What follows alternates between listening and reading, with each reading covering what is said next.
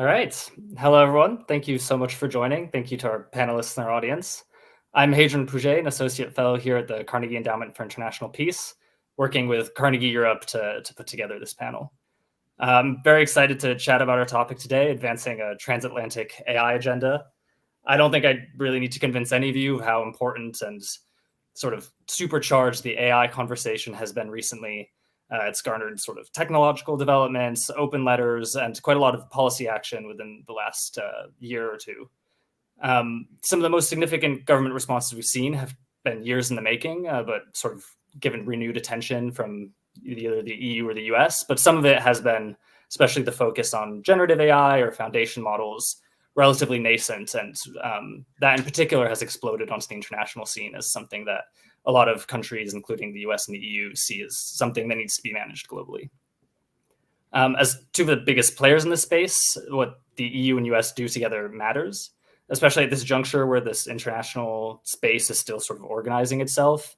The kinds of principles they put out, the focuses they put out, we're going to continue to shape this space for a long time. At the same time, the EU and US have made progress on their sort of own individual approaches to this, their domestic approaches to this. And so it's becoming increasingly the sort of fitting a puzzle together, trying to figure out what we do on the international side. They both face also significant challenges significant elections within the next month, which might represent a challenge to continued transatlantic cooperation. And so we're perhaps an even more important time to start setting the course and to see if we can then continue to maintain it. So this is a really fantastic time to take stock of transatlantic AI cooperation and try and think about which opportunities lie ahead, which is why I'm very excited to have this panel here with me of fantastic experts who will be able to start to explore this. We have from Carnegie Europe, Raluca Csernatoni, who specializes in European security, defense, and emerging disruptive technologies. She's also a team leader and research expert at EU CyberDirect. She is a guest professor on European security and counterterrorism at the Brussels School of Governance and lectures on technology, security, and high-tech warfare at Central European University. Previously, she focused on new military capabilities and dual-use technologies at Charles University, Prague. We also have with us JP Singh, who's a distinguished professor at George Mason University and a Richard von Weizsäcker Fellow at the Robert Bosch Academy, Berlin, and co-director of the Center for Advancing Human-Machine Partnership at GMU. Singh has published 10 books and over 100 articles. His latest books are Cultural Values and Political Economy, and his book Globalized Arts, the Entertainment Economy and Cultural Identity won the American Political Science Association's Award for Best Book in Information Technology and Politics in 2012.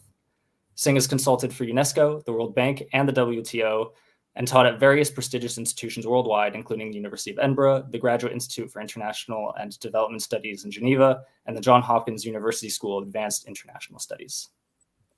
Finally, we have Joanna Bryson, who's professor of ethics and technology at the Hadrien School, where her research focuses on the technology's impact and cooperation and AI ICT governance. With a diverse academic background, she has also been affiliated with Harvard Psychology, Oxford Anthropology, the Mannheim Center for Social Science Research, the Konrad Lorenz Institute for Evolution and Cognition Research, and the Princeton Center for Information Technology Policy. She's been influential in AI ethics and policy, co-authoring the UK's Principles of Robotics, and contributed to efforts led by the OECD, EU, UN, OSCE, Red Cross, and Google, among others. Bryson holds degrees from the University of Chicago, the University of Edinburgh, and MIT. In 2020, she was one of the 9 experts nominated by Germany to the founding cohort of experts for the Global Partnership on AI. All right, well, thank you three so much for being here. I'm very excited to get into it. Just before we do a message to the audience, feel free to leave any questions in the YouTube chat, and we'll try to get to those at a later point in the panel. Before we get into that, I want to ask our panelists some sort of level-setting questions to make sure we get a sense of where we're at on transatlantic cooperation and sort of what we're working with. Maybe to get us started, I'd love to ask you, Joanna, for just a sense of what the EU's position is in all of this, sort of what principles and priorities have they been approaching AI with. I know you have a great article where you point out that the AI Act has gotten sort of disproportionate attention in terms of the EU's positioning on AI. And so I'd love to hear from you sort of what you see as the more general priorities, and as well as how they've been sort of ported into the international space. Well, thanks very much for having me here. I got to say, it's a great honor, and I really think this is an exciting panel because I think two things that people don't think enough about when they think about AI regulation is the impact on identity and the impact on security. They tend to only think about it economically, and that's just wrong. Although, of course, economics does affect identity and security both, and they're all tied together. But anyways, I really look forward to this panel. And I'm very happy to kick off. So first of all, whether you think the AI Act is particularly important or the key piece of the AI legislation depends partly on how you define AI. Now, there's no right definition of words. This is one of the things people get into big fights about. It's like in the CIA handbook of how to kill progress, fight about definitions. But I use a very, very broad definition that I was taught both at Chicago and also at Edinburgh.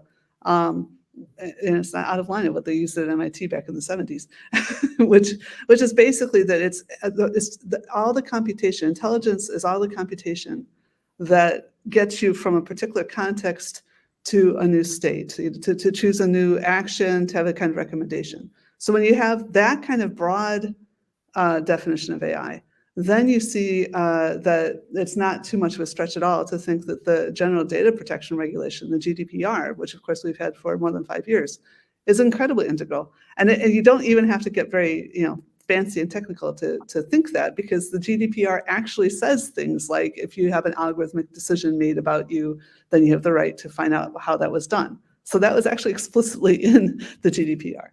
When I was first switching from, I self-identify more as a natural scientist, as you heard from some of my things that I do, but when I decided that I really needed to put more time into the governance side, the things I was worried about were some of the things I was seeing, even though at that time I very much trusted and respected and only sort of saw good signs of, but just the amount of power that was happening with Twitter and Google.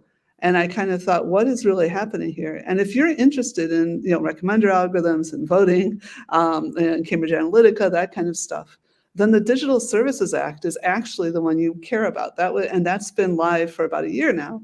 And that allows you to go in, and we now insist people now we are not the policeman of the world. This does not change how it is in other countries necessarily.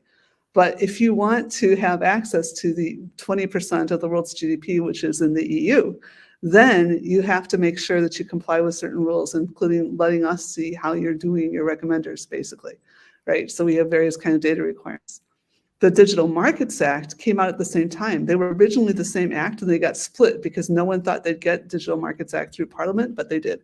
The Digital Markets Act is actually a new way to do antitrust. So it's actually super interesting and agile. If you're not used to European legislation, it's really a new model for a new century.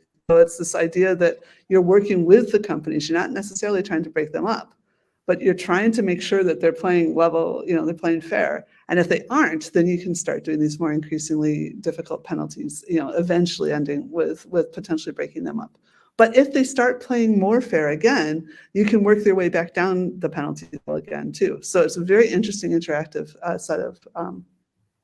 Another thing about the AI Act, going back to the AI Act, it basically to me is it's just saying product law has come to the digital products. And honestly, I wish that we could have forgotten the whole arguments and just said that a digital service is a product. And so basically, like for example, the white paper that we started out with had a whole lot about liability in it. And we were able to take all that stuff out and just change like 3 lines or something in the regular product liability directive. Okay, so we're just saying if you are the user, the people you have a contract with are the ones that have liability to make sure that the service works for you. And if their problem was upstream, well, that's down to them to have a contract with people upstream. But it's just like a car that if something goes wrong, people say, "Oh my gosh, what if AI, does something wrong?" If anything goes horribly wrong, then if you can't prove that it wasn't your product, you're the one liable. If you're the one who sold it to the person who experienced the harm. Otherwise, if you can, then hopefully you've got the contracts that you can force the people upstream that sold you that sub part of the AI but it's just like a bank. It's just like if you worked for a bank or if you drove a car, it's that kind of thing. So I should shut up now. I think that's enough of an answer. But I will say one other thing since you asked the European perspective. the transatlantic relationship is obviously extremely important, and I can't emphasize extremely enough, again, sitting not that far from Russia. And, if Russia gets control of Ukraine, that will change geopolitics globally, right? So, and the NATO is very important to us. Having said that, economically, it's a wide world and there's a lot of other things going on. So it is not only the transatlantic relationship we're worried about. We think of that as one of multiple relationships. And we're very interested in our relationship with China, with Africa, with India, with South America. We are thinking about all of these different hubs. Yeah, thank you so much. And I think that's absolutely right. The impacts of AI and the inputs to AI are so wide in general that you're never going to have one piece of legislation that really covers all of that. And I know that in the US, for example, the lack of any kind of sort of general data privacy laws have been a sort of thorn in their side trying to figure out this AI issue. So I'd love to turn to Raluca maybe to give us a more general picture of how the US has been thinking about this issue. Sort of the same question: what principles and priorities are they bringing to this, and how are those translating into their both domestic and then international approaches? Well, thank you, Hadrien, for this question. I mean, just to follow up on Joanna's points, I would say that also for the US, we are calling increasingly on a dense legislative environment. What do I mean by that? We typically talk about the executive order because it's more recent, but actually this builds on previous kind of initiatives. We had federal laws on AI that were enacted by previous Congresses, I would say either as standalone legislation or as AI-related provisions and clauses that are placed in broader acts. I would highlight maybe here the National Artificial Intelligence Initiative Act from 2020, if I'm not mistaken. Then this established an American AI initiative and guidance on AI research, development, and evaluation activities at federal science agencies. There are other acts, AI in Government Act, Advancing American AI Act. Almost, I would say, we see the same level of activism as in the EU when it comes to acts being published in recent years. But maybe most importantly, in January 2023, the White House Office of Science and Technology Policy published its blueprint for an AI Bill of Rights, and then the National Institute of Standards and Technology NIST released an AI risk framework, AI risk management framework. So this also sets a little bit the precedent for this dense legislative environment, and the fact that the US President Joe Biden issued this executive order against this backdrop. So the executive order from October 2023 is titled Safe, Secure, and Trustworthy Development and Use of AI. So already we see the principles being embedded in the very title of the executive order. And I would say that it covers 8 policy areas, but maybe I would highlight just one area from the executive order, which is also, I think, very much relevant for the EU conversations and also for the global governance of a safe, secure, and trustworthy development and use of AI, namely the focus on new standards for AI safety and security. So for instance, the executive order requires developers of the most powerful AI systems to share their safety test results and other critical information with the US government. And then government agencies are also tasked with developing standards, tools, and tests to help ensure that AI systems are safe, secure, and of course, trustworthy. Most interestingly, I would say, is the fact that the executive order is followed by an institutional innovation, the creation of the so-called US AI Safety Institute, and the Biden administration in February 2024 this year named Elizabeth Kelly as the director of the new US AI Safety Institute. It will be housed in NIST, in the National Institute of Standards and Technology. And again, this is quite an interesting development because the institute will be working on advancing science practices, but especially evaluating risks, spectrums of risk when it comes to artificial intelligence, and also conducting safety evaluations, developing guidelines for evaluations and risk mitigations. I can also touch upon, for instance, how the AI Safety Institute should actually work closer together with the EU's AI office that is set to be launched in the governance, the EU governance stratosphere this year as well. But for kind of the discussion on the US AI Safety Institute, I think it's more interesting to look at the announcement of this creation of a US AI Safety Institute consortium, because this emphasizes this multi-stakeholder approach, because the consortium will be hosted by the AI Safety Institute, but most importantly, it will draw on the expertise of AI developers, researchers, government officials, industry experts, and civil society. So quite importantly, on this more whole of a society and whole of government approach when it comes to capability assessments, risk management, safety, security, and so on. I would say that just kind of to backtrack a little bit on the executive order, a lot of experts have termed the executive order as landmark, as sweeping. It's quite interesting to see the metaphors actually associated with the executive order. It's very similar in a way of how the US AI Act has been also dubbed as first mover, groundbreaking, horizontal, and so on.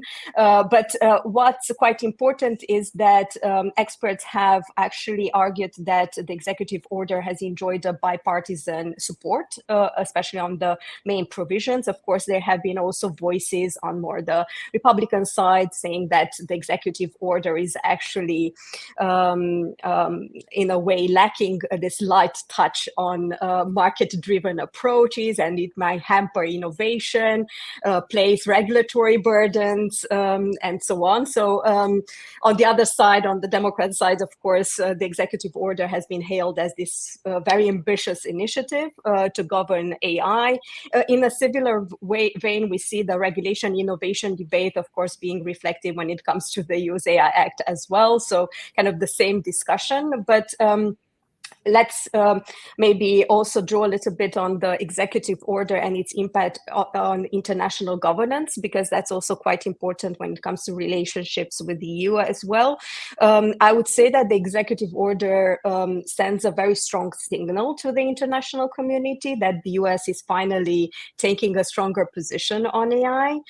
However, I would say that when it comes to the international governance of AI, both the US actually and also the EU will contend with what I would call an emerging complex web of regulatory regimes worldwide. So in my Carnegie Europe report, actually that I published this March, charting the geopolitics and European governance of AI, I argued that we are actually witnessing the emergence of a new regime complex, namely this network of systems of competing and overlapping international agreements, institutions, national regulatory regimes, codes of conduct, principles, norms. The laundry list can continue when it comes to initiatives to govern AI. Actually, there is a report from Stanford University noting this massive increase in the number of countries with laws on AI, and there are quite a significant number of regulations put forward. So we are witnessing actually a global race also to govern and regulate AI, and this emerging competition to set norms and regulations will be difficult for both the EU and the US to navigate. Maybe I'll leave it here at this point, and then look into how maybe the EU and US can collaborate further against this backdrop of an emerging regulatory regime. Great, yeah. Thank you. That was fantastic, and I feel like both those answers start to give some glimmer of hope, at least, that both sides are ready and willing to at least do something. What that is, we're still figuring out, but very much a lot of momentum there. I'm very excited to turn to JP for this question to talk about a paper that you recently wrote in which you analyzed, I think it was 54 national AI strategies and then hundreds of other documents to try and understand sort of what was in them, what the common themes were. I'd love to hear from you sort of what did you learn about that in terms of what countries were trying to signal to each other on the international scene, and I mean, with the EU and US in mind specifically, but also any other sort of relevant actors, because they're not working in a vacuum. So very curious to hear your insights from that. Thank you, Hadrien, for that question. And thanks to Carnegie Europe and Carnegie Endowment for holding this event. And thanks for inviting me. So I work on a large project at George Mason, analyzing these AI strategies, as you mentioned, Hadrien. And we have researchers coming in from computer sciences, ethics, philosophy, security, political economy, because that's really what AI policies are all about. There are, I think my colleagues have already said it, it's not just one thing, it's many things. And you need these sort of multiple understandings to figure out what's going on in AI policies worldwide. So our banner has been, we've been using AI to study AI.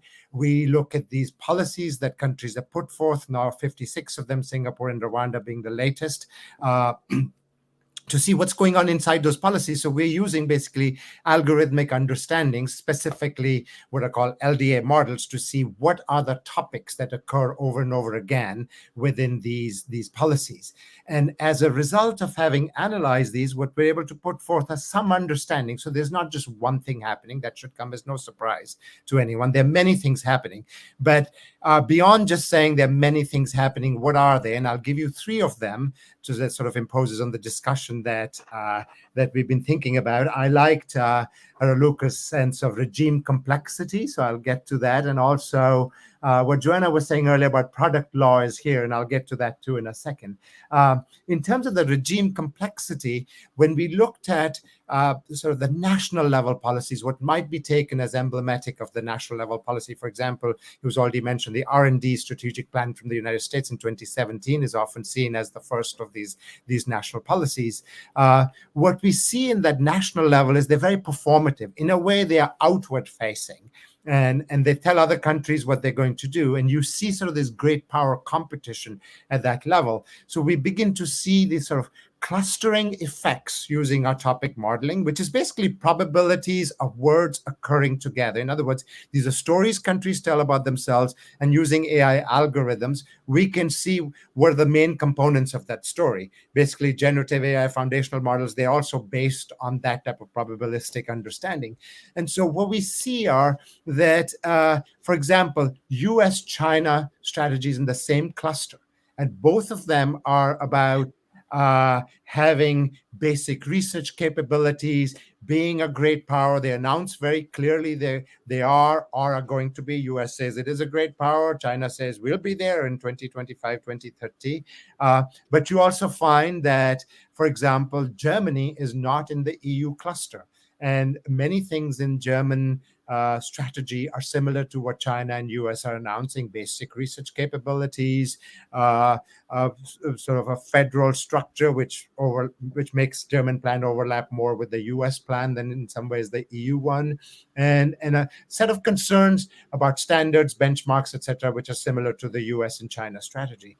Then there's what we call the EU cluster.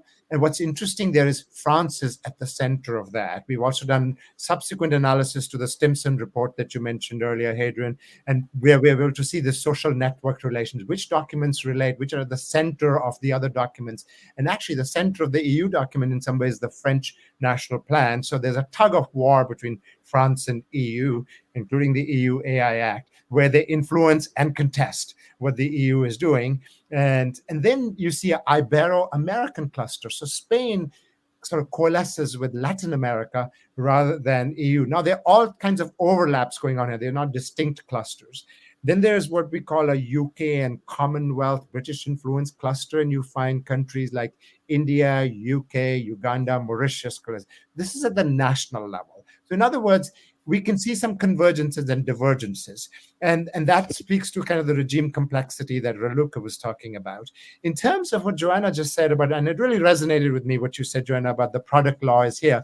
What we found was that when we put in all the documents that countries have from various ministries, commissions, etc., and we have a large corpora of those texts, that we find that countries sort of stage themselves. The first stage, where 3/4 of the countries fall, is really kind of basic infrastructural stage, material capability, some basic regulations, sandboxes, etc. And a number of countries fall in that. And then what we find is that there are countries which we might locate as having a higher set of regulatory and economic concerns.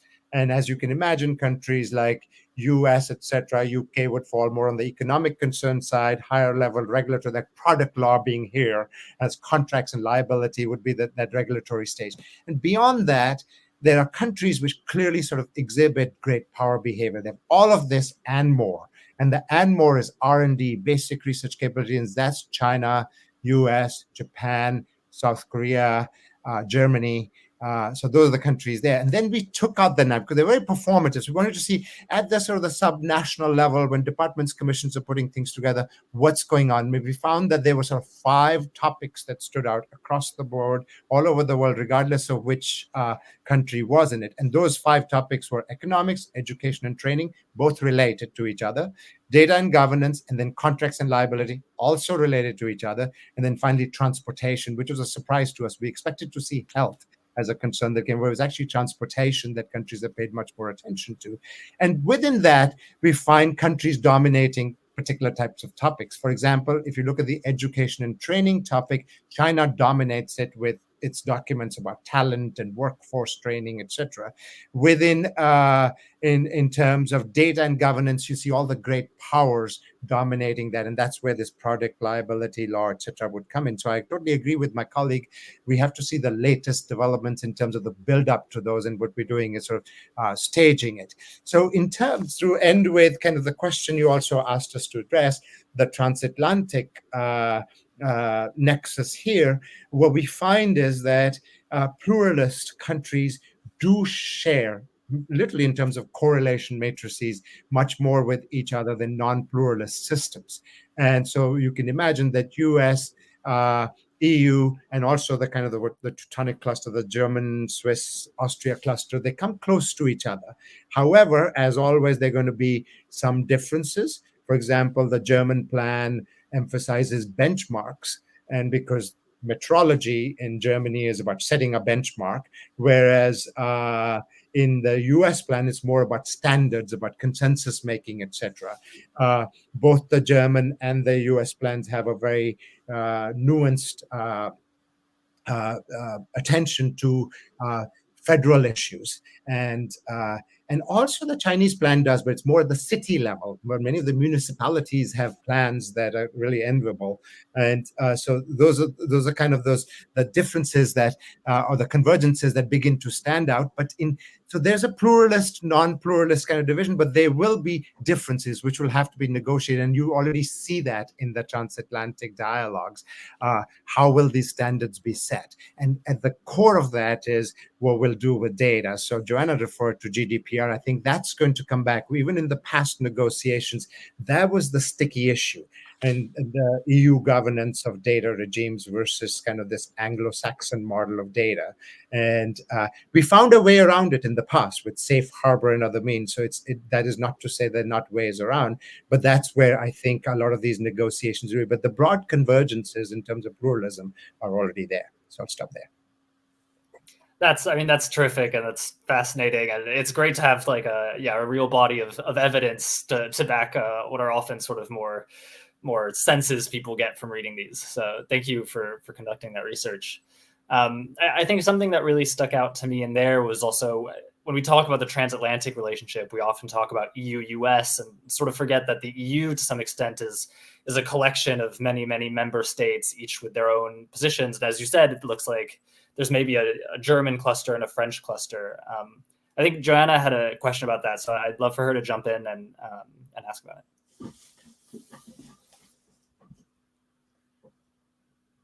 So is everything working okay? All right. So yeah. So I want to be direct. So I appreciate both of my co-authors' presentations or co-panelists' presentations. But I don't, the 2017 is not the first time somebody said they wanted to dominate in AI, or wanted to invest in it or anything. I mean, I was just a reviewer, but the European Union had like frameworks for that back in the 90s, so definitely people have been talking about that for a long time. But how many of them have been doing something? So I'm not at all surprised that Germany is like, if you look at the German national policy level, Germany is, dominated by the automotive industry, right? The digital sector has not kind of been in a lot of power. It has not gotten a lot of concern. And so when they put together an AI policy, yeah, of course, it sounded like people that weren't doing the legislation because the EU is doing the legislation. Now, yes, France has really been paying a lot of deep attention to AI for a while. I mean, and so I get why they would be closer to the EU. But for example, what Germany has been leading in actually has been some of the antitrust stuff. So some of their law on the data and on the antitrust is stronger than the EU's, and there's been all these kinds of tensions, which I don't fully understand. I'm not a lawyer, but it's been a lot of discussions I've had to sit through. But I'm not, my basic question is, we heard a lot about the U.S. policy and all these documents and everything, but as far as I understand, they're all like, kind of cooperation agreements or something. Like you mentioned the British principles of robotics. Those were published. They were written in 2010. They were published in 2011, and the idea was to show that the British government cared and was going to take care of the British people, so they didn't reject AI the way they rejected GMO. So that was why they were trying to do that. But it was totally performative. I mean, they didn't even enforce those on the funding councils that had paid for them, right? So how much of what's happening in the U.S. right now is actually legislative?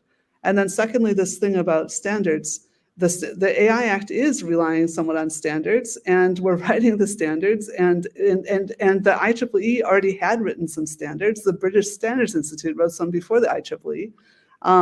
But yet sometimes people say, we need to write new standards. And you're just like, what, why, right? What's going on? But we're writing all these new standards to the new legislation. So how much, I guess I should shut up. You get the question. The question is, how much of this is real? Have you discriminated between actual legislation that can be enforced? Is there an executive in place? Is there a plan? Are there fines? What happens? How many other countries? I know China, I know Australia, I know Brazil. Actually, Colombia is doing a great job, but I don't know if the U.S. is doing this right now. Okay. Yeah, please, JP, if you'd like to. Yeah, I think that Joanna's right on it. A lot of these plans at the national level, I said, are very performative. And in order to really understand what's going on in them, you need to do a lot of field research and find out if various stakeholders are either going to follow or influence those plans. Behind France's strategy, putting pressure on EU, is Mistral and other players within the country, which are important in terms of where it will go. And then there's just performity without any substance. So I would say if you looked at the Hungarian national plan, it looks very democratic. They pay attention to all sorts of identities. If I could, they don't use that term, but that's because EU has asked various countries to produce a national plan. And one way of doing it is through, as a lot of us know in global governance, is text copying and pasting and changing a few words here and there. India's plan is also, I think, very, very performative. It was basically written by Accenture at some level, although it's from the central planning body called Niti Aayog. If you really wanted to pay attention to what's going on in India, you'd have to look at the business bodies like NASSCOM to figure out what they're doing. So what it means is that, as I think my colleagues have been saying here, that you can't pay attention to the latest document and take it as the real thing. First of all, you have to look at the entire corpora of text, and then also go beyond that to say, are these being translated? Our team thinks that by looking at what we call the subnational level, where we put all of the things together, and also where we took out the performativity level, the kind of the national plans, that's where we got some of the most foundational results. So you see this great power behavior a lot when it's just the national plans.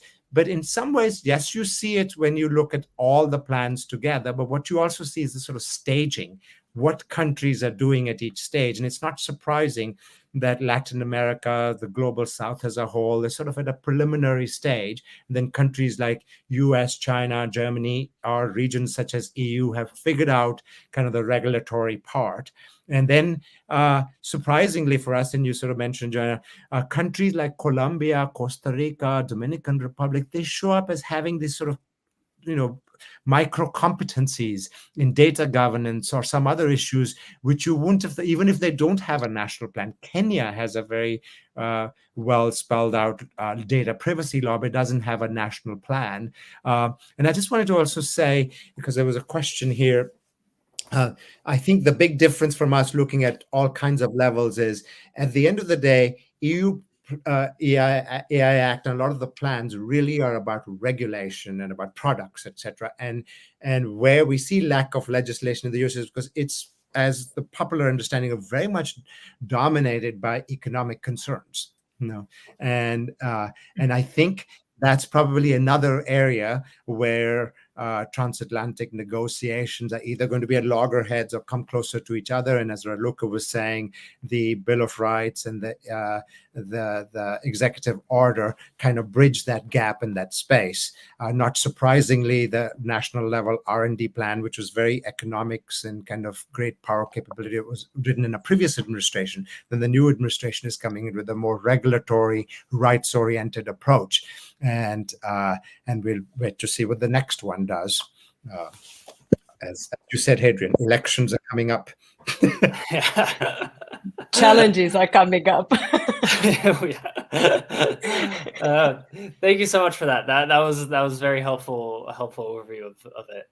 I think bouncing off a couple of the ideas that came out there, this idea of like, well, what is the US doing concretely? And you were talking, JP, about these sort of great power dynamics that in some cases led to these more demonstrative or sort of signaling papers rather than always deep strategy. Maybe one places where the US has been doing something very actively is in this sort of great power competition. So AI has become one of the fronts of this war with China. There's been sort of restricting talent flows, restricting the flows of chips that are important to AI. And I'd love to hear from you, Raluca. I know the EU has a slightly different sort of approach to China, sometimes caught between the wars or the competition, sometimes sort of tries to carve out a third way for itself. How do you see there any opportunities for alignment between the US and the EU on this? And how do you think the EU is reacting to a lot of these developments? Well, $1 million question for that matter. I'm not sure how to answer it in a way that is constructive, but kind of to follow up on JP's points on the great power angle, I find that fascinating of how national AI strategies are also kind of mainstreaming this great power dynamics and rivalry. We hear a lot about arms races, weaponization of everything, geopolitics is back, or it never left. The same can be said also with high tech or technology, including artificial intelligence. And I find that this type of kind of dichotomical debates are not very constructive, especially when it comes to the international, let's say, order, multilateral order, as well as how it is being reflected when it comes to trade, technology. I think from this perspective, the EU-US Trade and Technology Council is quite an interesting initiative to maintain kind of these channels open for that matter. But I actually had, as a parenthesis, a follow-up question to JP of how many of these national strategies are actually reflecting this great power competition from the national security angle, because this kind of also foregrounds the differences, let's say, between the US and, let's say, more EU level approaches when it comes to rivalries, adversaries, enemies, of whatever term that you would like to use in this kind of potential global race.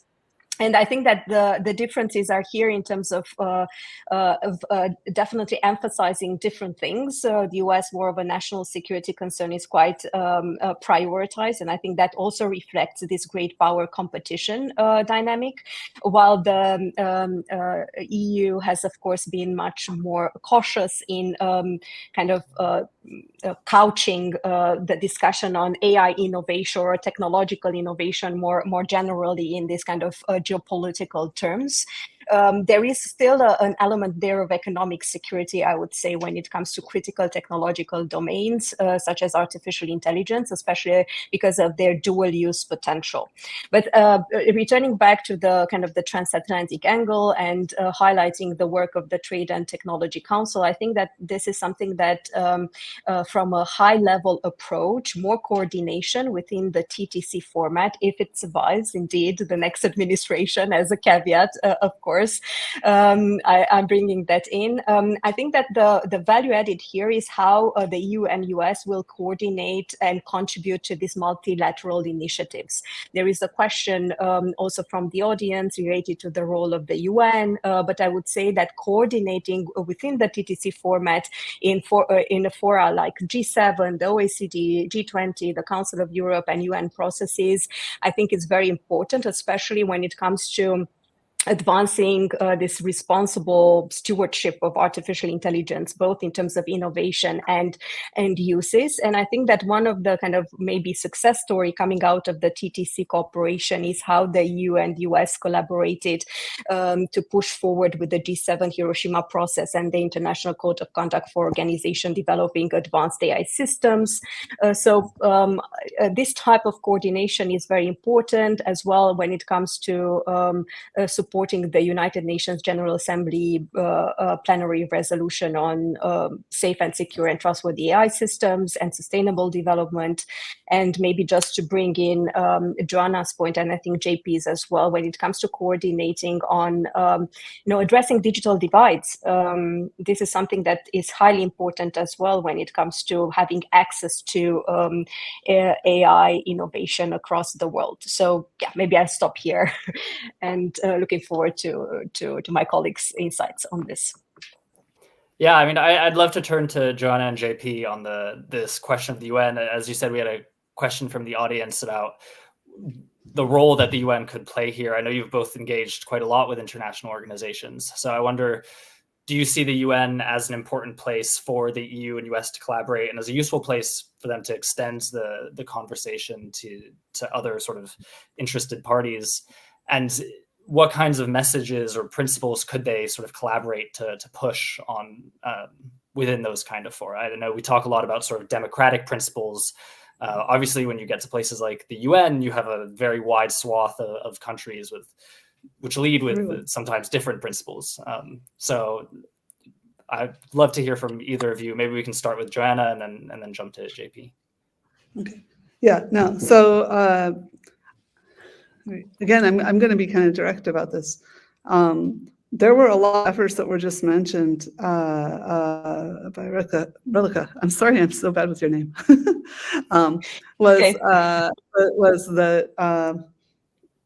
Sort of got walloped by the US and this generative AI stuff and all the things that we've been worrying about for 30 years where we, documented known harms were like wiped off the table, as indeed Sam Altman had asked Congress to do when he went there. He said, oh, just focus on people that might come close to being what I'm being in terms of these giant models that are not making even 1/10 of what they cost to build economically, and ignore all the stuff that the people who are bankrolling the other 9/10 of my costs are how they make their money, right? Which is Microsoft. I would say the one exception, I would say the absolute best thing that's out there right now is actually UNESCO.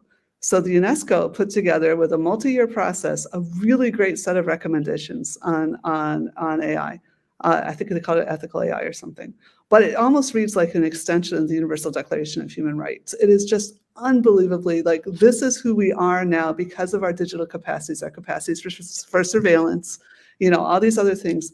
How are we going to handle that correctly? For example, one of the things that recommendation said was we should never have a fully synthetic legal person, which was one of the things that some people are trying to push for. But I see that again as regulatory and liability evasion, right? So I was very happy. In fact, I was not allowed to be on the panel that was doing this because I was seen as so biased about that topic, meaning that I was expert. I had some of the papers about it. Anyway, that's why I feel like I can just completely praise this document because I was not in any way involved with developing it. Actually, all the UNESCO nations were signatory to it, and 4 of them blocked it from becoming binding, which was unfortunate, but it's still The implementation is still going away. Now, the thing is that at the time, one nation had pulled out. Trump had decided UNESCO wasn't worth paying for. And so that probably helped consolidate the entire rest of the world around this set of rules. And of course, Biden has brought America back into UNESCO. That's great. But I don't like it when people pretend that document isn't already there. And the UN panel, this is part of the feedback I gave them, like, how could you not address the massive amount of work that was done by every member nation except the US, for years, and coming up with this really great set of agreements. That is the starting point now. Having said that, I have so my idea of transnational governance is sort of struck by the EU, where the idea is that mostly, there's a few institutions coming in now that are sort of centralized, including the Commission, but mostly it's a way to harmonize 27 nations so that they can have these kinds of negotiations, so that people can care about what they do. But the nations are still sovereign. They're the enforcers, right? And so I think the UN should be about that kind of thing, about harmonizing and coordination. I don't think I know it would be convenient for companies, but I don't think we honestly want a single regulatory legislative jurisdiction. I don't think it's practicable anyway, but I don't think it's desirable. I don't want to see regulatory capture. I just really worry about people trying to make it too uniform. But we do want to see as much as possible compatibility. So that's one thing that the UN can do. They can really facilitate that, as they have with other technologies globally before. And also with including threatening, like weapons agreements and things like that. But the other thing I really do see a real need for at some institutional level is that because so many of these services are operating transnationally, it's not clear that it makes sense to treat them as only being strictly domiciled in one place. So I think we really need a whole new set of treaties and law, international law, about what is the appropriate way to govern. I mean, basically, again, breaking up some of these big companies, and we all know some of the ones we're talking about, that are really providing these very important, like, for example, cybersecurity services globally. It doesn't necessarily make sense to break them up. The fact that they are so harmonized is important, but then that makes them like a utility, like electricity and like water and how you get these other things. But they have no boundaries except the firewall of China, right? And maybe some other nations will make firewalls. But basically, if we're going to all cooperate together, how do we all govern that together? And how do we make sure that the wealth that is being generated is adequately redistributed so that everybody is getting advantage for the amount of data, the amount of talent that we're pouring into these companies? So I think I would like to see some new treaties around that and really some real innovation of new institutions. And that might be something the UN could help with. Shall I jump in here then? Yes, please, JP. Yeah, thank you for that. Let me answer Raluca's question first about how is security interwoven into this. One answer would be all over the place, because even in the plans that I was describing, many of the things are just very much about security, cyber security concerns, firewalls, sensors, etc., and they can be interpreted in those security terms. And then there are sort of what I would call another set of strategies, which is they're about national security. Countries have also put together defense documents. And so US has a national defense document in AI. And in the EU, guess which one has it? France. They had the defense strategy before the national AI strategy, which speaks a lot to how countries are indicating where they are in terms of AI.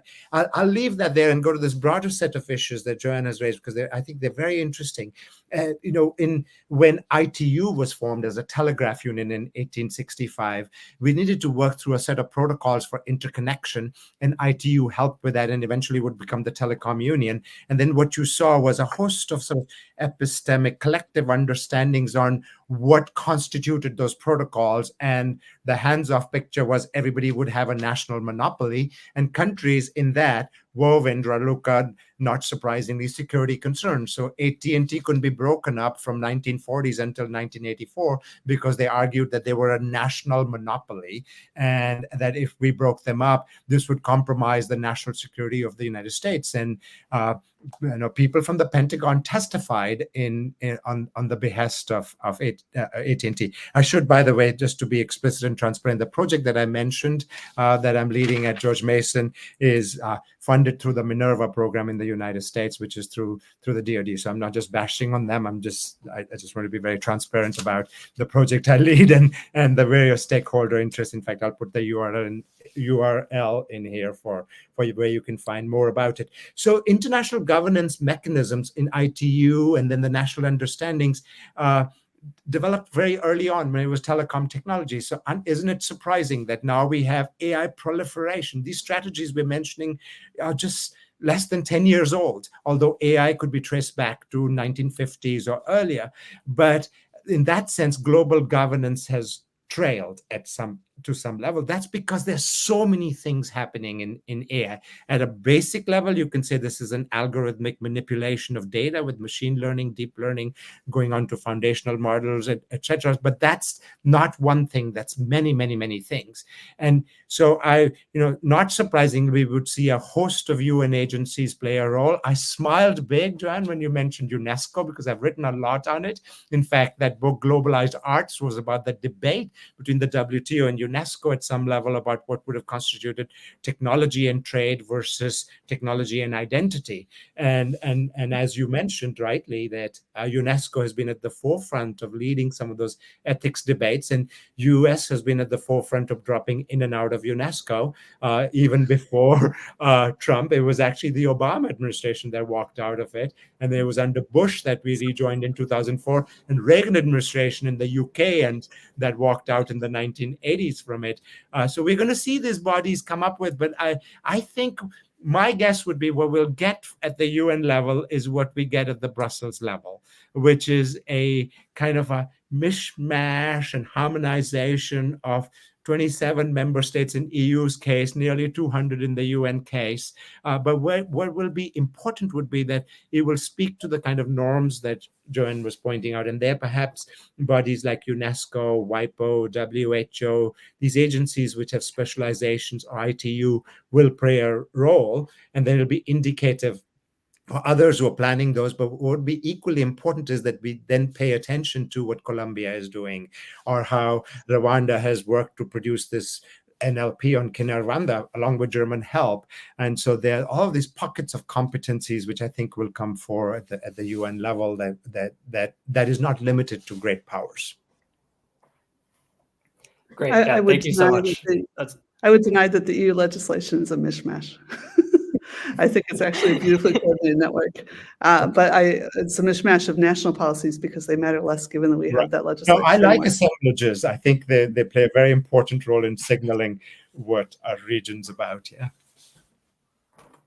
Yeah, thank you for that. And I'm seeing another question from the chat, which I think is getting at some of these themes as well. They ask, as China and Russia deepen their cooperation in AI, how do you foresee this influencing development of international AI standards and regulations? And so I think there was a lot of noise about this sort of AI standards and sort of strategic competition on these standards maybe a year and a half ago. It's quieted down a little bit, but I think this is a question lingering in some people's minds. Is people often view there's this sort of EU-US coalition, which have their own values, their own principles that they're trying to promote, and then maybe China, Russia, North Korea, sort of other coalitions that they're sort of might have different priorities. I'm wondering, at the same time, AI standards, in many ways, they're just sort of technical documents. And this is a question for anyone, but do you see that there is this tension within the international community? Is there sort of a coherent US-EU coalition on this?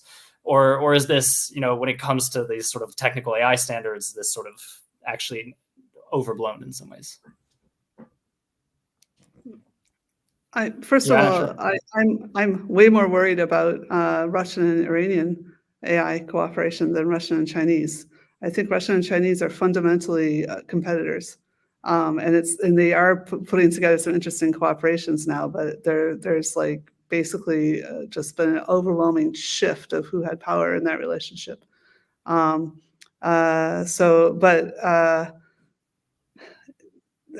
all. I just want to observe that. With respect to standards, like I said, it's amazing what technologists and technocrats can do and can achieve, and what we have achieved in all kinds of really difficult circumstances. But I'm not an enthusiast at the global level of understanding what's going on there. I'm mostly concerned, and even here, concerned about regulatory capture of the standards making, how that's going to impact the AI Act, and that's even with just European standards agencies. So that's what I'm worrying about right now. Yeah. Great. I don't know if Raluca or JP have any comments. I'm sorry, I didn't sure.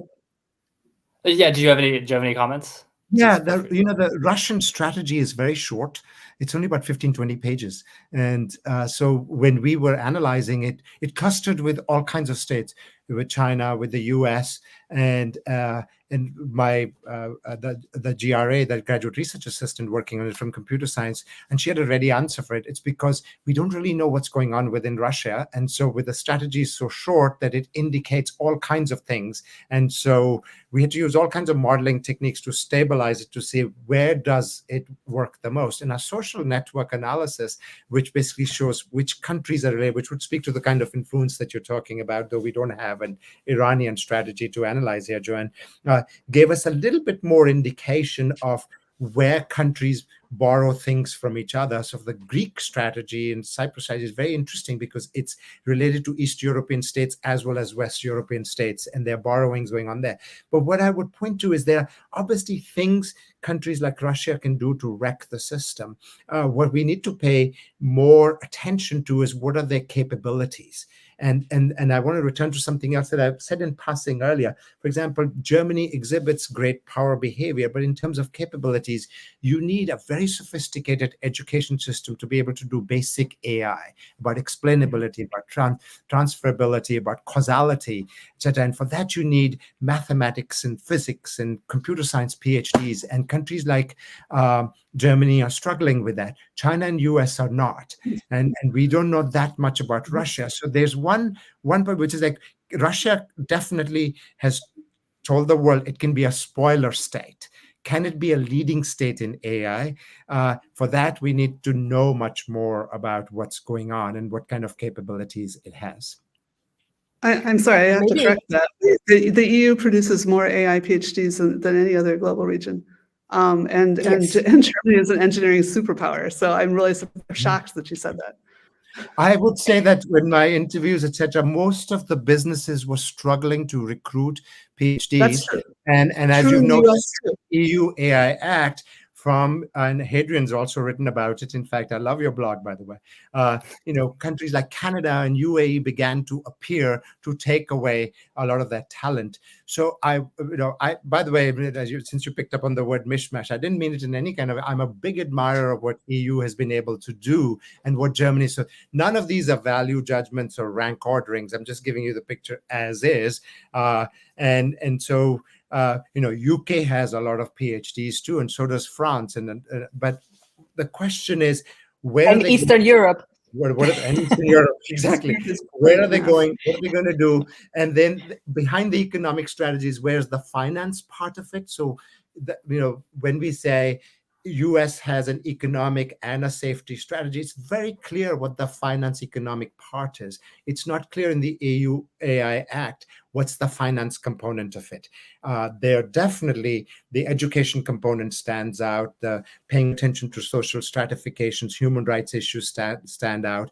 And in the transatlantic dialogues, and I think Raluca studied those more deep, and so have you, Hadrien, you see a set of concerns arising where you can definitely see the Brussels effect, including in the latest talks, concerns paid to gender violence, etc. And those are important things, but I think what we will also pay attention to then is what are the basic capabilities you'll need to be that great power, and where are they, and where is this talent going? Maybe just very quickly, in 1 minute, even so, on the capabilities front, and what I'm worried about in this China-Russia question is actually capabilities in military AI. And looking at the war in Ukraine, it has been described that this AI war lab, super lab of invention. For me, that's again an interesting development now of how, for instance, this military AI, even global governance dimension is advancing at at the moment, or not advancing at the moment, I would say. So I'm worried actually about this. If I would kind of end on a very pessimistic note, but I will not go in depth on this. So I'll turn it back to you, Hadrien, on not the military AI front, but to wrap up. Of course, thank you so much. Yeah. The TTC. Oh, so yeah, quick comments then. I think we need to wrap up. The quick soon. comment is what I'm most worried about is that I have heard that the U.S. is trying to ask for carve-outs from the DSA and the DMA, which are exactly, if they get those carve-outs, then they will endanger their own elections as well as ours, right? So that's what I worry about with respect to the TTC. Although I agree, the Ukraine thing is amazing, actually, as well as scary. Okay. Perfect. Well, yeah, I think we're coming up on time. So thank you so much to our three panelists here. I feel like what I've heard here is what I've heard more and more sort of in this space is that, new technology, old problems, and there's a sort of need to look at a lot of the institutions we already have, a lot of the work that's already been done, and not attempt to completely reinvent the wheel every time, although hopefully we can find some kind of new vigor and avoid the roadblocks we've had in the past. And it seems like we've got maybe some inklings that we're on our way. So thank you, all three of you, for a great discussion. Thank you to the audience for their time. And thank you to the U.S. mission to the EU for supporting this event. Thank you as well. Thanks to Carnegie.